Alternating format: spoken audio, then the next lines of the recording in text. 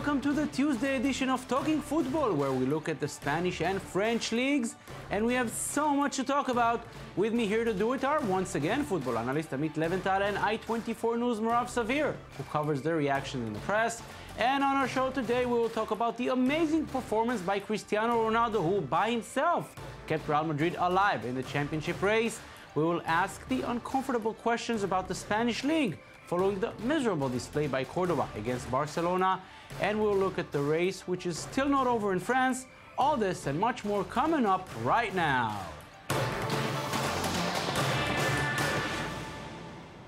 We begin with Barcelona, who won 8-0 in Cordoba, and yes, we can be impressed by their performance, but what it really makes us see is how uncompetitive this league is. Amit, there are two super teams, 2.5 if we count Atletico Madrid. Then there's Valencia and Seville, which are good teams. All the rest are not really competitive. Yeah, maybe you can add Villarreal. There are maybe 10, 12 teams, good, more or less teams in La Liga. But 8-0s or something you see there once a month. In England, you see that twice a year. The economic reality is that a 20-team league is much. It's too much, for if you look at the budgets, Barcelona, €500 million, they cannot compete with budgets of teams of 10 and 15 million like Cordoba, for example, who were relegated in this game, and we should mention they are the poorest team in La Liga. But yeah, the match before that against Getafe was 6-0. Yeah, you can say many good things about Barcelona, but it still doesn't... We're not taking anything away from their good level, but games like this makes you wonder what is it good for? It becomes like WWE, there is no competition, the result in advance, they do whatever they want. It's not a good ad, maybe, Messi and Suarez and Neymar, they do all their great flamboyant things on the pitch, but it's not competitive, it's boring. And I think 20 teams is too much. Nowadays in the economic reality, these leagues should, if we stay with the same system of domestic leagues, they should, be reduced to 14, maybe 16 teams, not more than that. Yeah, I agree, because we see what happens. We mentioned Seville as one of the good teams, and at home they're a very good team. They took 2 points from Barcelona recently. They would have done the same or even better against Real Madrid, but Cristiano Ronaldo just would not let it happen. An amazing hat-trick by the Portuguese superstar kept Real Madrid in the race. Now, we didn't have any doubt, Amit, so far as to who is the most important player in Real Madrid. We knew it's Cristiano Ronaldo, but if they still get the championship, after this, it's his championship. He kept them alive, fair and square. Yeah, no doubt. 42 goals in La Liga this season, 53 in all competitions. He's the man, and despite the fact that everyone in the opponent side know that they should stop him, he still continues to score in Seville. This is not Cordoba. This is Seville. Yeah, Seville hasn't lost at home for 14 months, for 34 games in a row. So it's an immense. If Real goes and wins the title, now they are 2 points behind Barca. But if they go and win it, this will be the key match. That everybody was expecting maybe Real to fail in this game, and that would give Barca's a bigger advantage. 4 points or 5 points advantage, which in 3 matches left will seal the title. But Real is still alive, and thanks to Ronaldo. And Real, they are not back to their very best. They didn't play the best football, but they did it the efficient way. Ronaldo headers, not any extravaganza style or something like that. But yeah, we saw the toughness of Real Madrid, which we should see again in the Champions League against Juventus. And Merav, we know the press usually goes crazy after these kind of performances. This time was no exception. No exception whatsoever. They still went crazy on Ronaldo and his hat-trick. Goal.com put away the champagne Juve. Ronaldo backed his best with sparkling Sevilla show. So they're playing on that whole idea of, Juventus saw what Ronaldo's been doing the past couple of games, and they were excited maybe he's not at his best. Goal.com is saying, wait, hold on a second. Put that cork back in. He's back. After he's only scored 1 goal in the previous 5 matches, but he's popped it out, and now he's back to his full form. And Bleacher Report, Cristiano Ronaldo thrives inside the area to record treble for Real Madrid. They're highlighting the fact that Ronaldo always plays well against them, saying in the past 12 games that they played against him, he scored 18 goals. So this isn't any surprise that this is where he's come back to true form. Very interesting, that indeed. We'll take a short break from the Spanish League to take a look at Real Madrid's rival in the Champions League semi-final. Italian football may have gone back a bit in the past few years, but Juventus may now be showing the way back for the Serie A teams. The Old Lady, as the team is known, just won the 4th successive Italian title, but don't expect them to stop there. Juve is looking for much more than that. Liz Barenboim and Benjamin Chong Alfares with a story. Juventus have once again showed why they are the most successful team in the history of Italian football. The 1-0 victory over Sampdoria this weekend gave the Old Lady its 4th successive Serie A title and 31st overall. We won the championship. We achieved our objective. We are very happy because winning a 4th title in a row is definitely not easy.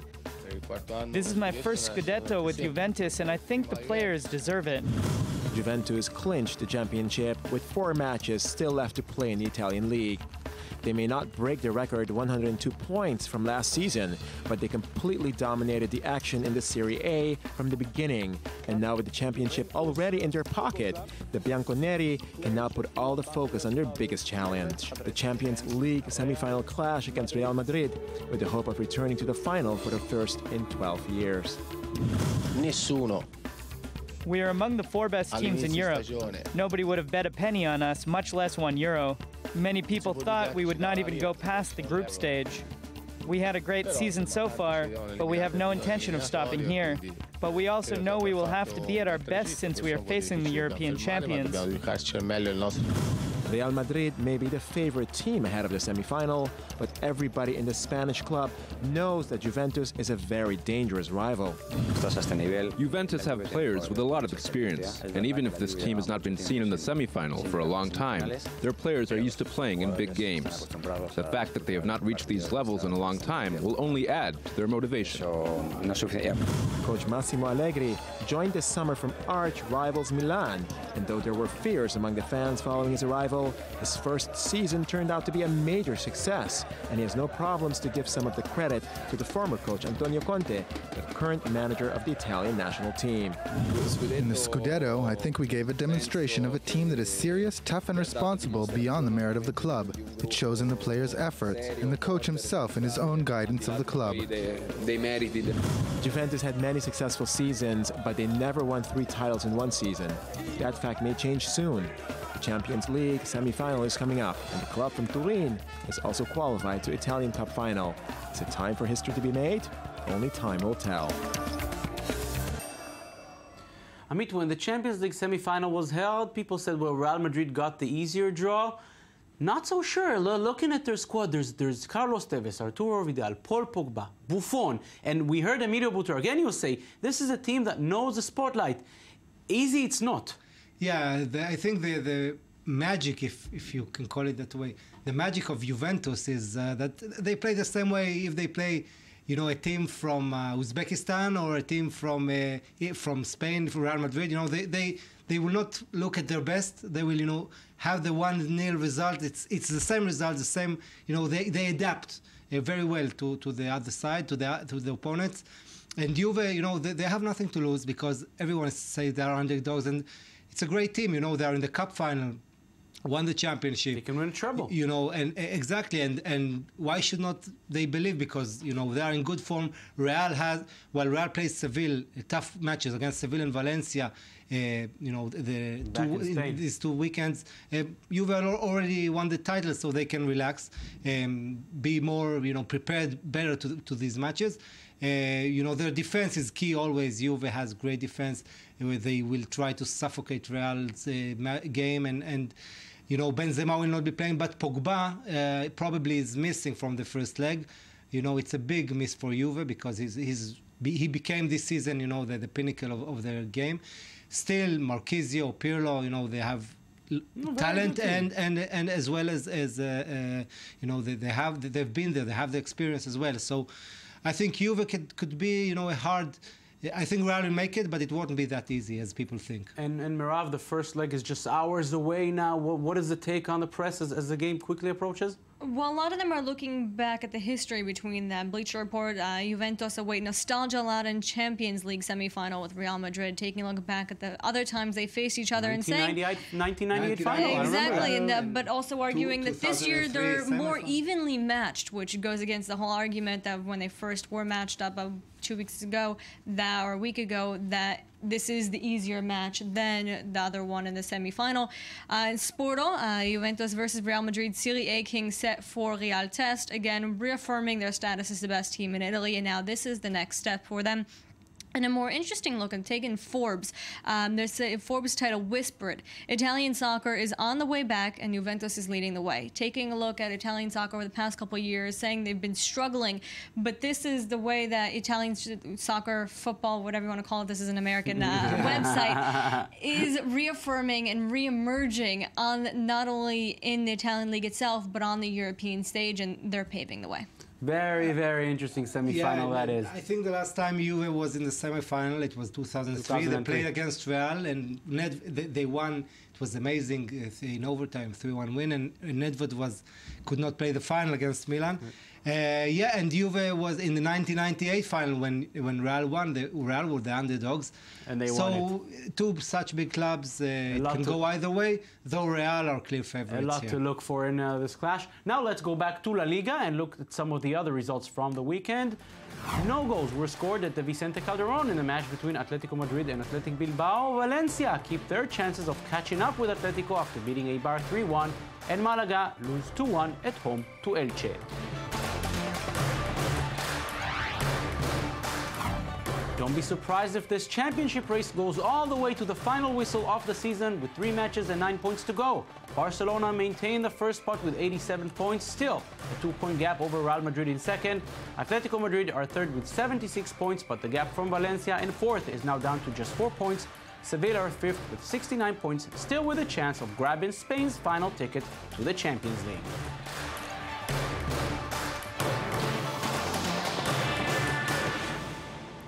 We now cross the border to France, where the championship race is still far from over.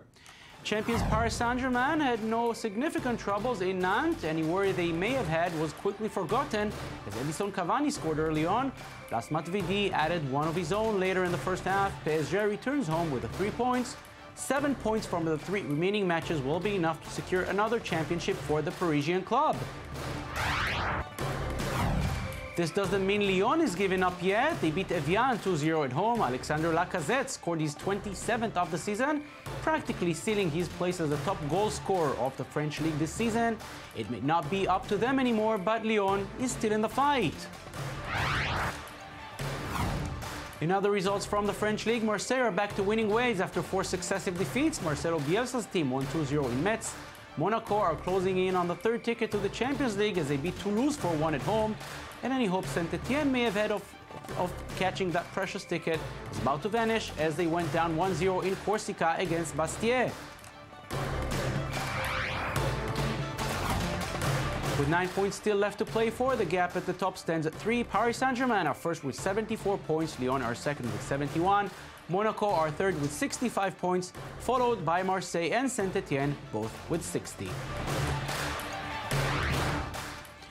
Amit, we can assume Paris Saint-Germain will be champions. Maybe they won 1 cup in France, they may win the other. Even if they get a treble, is this a legacy season for them? They were able to go past Chelsea in the Champions League, not more than that. Is this something to remember if they win the championship? Yeah, well, you know, they play in the league. You know, Paris were not impressive this season, and no one can tell. You're actually more otherwise. impressive on the Champions League sometimes. Exactly, but they probably will seal this season with a treble. You know, with both cups and the league. So you know, and be eliminated by Barca when it plays at its best. You really cannot do much more than that. So maybe Laurent Blanc has a case because he was almost. People were already speaking as if he was a long gone, in the summer. Maybe he will stay, but Yeah, but the squad maybe needs something, refreshment or something to be changed there. Because there are good players. There's Zlatan, there's players, Cavani, Pastore, there's Matuidi, Pastore, big names. Yeah, but they are willing to add some key elements like Pogba, where there's a real talk about Pogba moving there. He's French, he's from Paris, and other, Cavani may go, and maybe another striker will come in, and Zlatan I think is 32 already, so they need to look forward and next season to come back stronger, because their project was to win the Champions League in 5 years. The Qataris when they took the club, it doesn't seem to going their way. So they need to get better, and they will do. It's very interesting to see what they're going to do this summer. Taking into account the fact that there is the financial fair play, and they are limited in the amount of money they can put on players. So certainly a summer to watch for Paris Saint-Germain. Before that, they have to clinch the French League. Amit Leventhal, Merav Savir, thank you for being with us this week. Pleasure. And that's it for Talking Football. Don't forget, you can watch us anytime on our website at i24news.tv. We're also on Facebook and on Twitter. Thank you for watching. Bye-bye.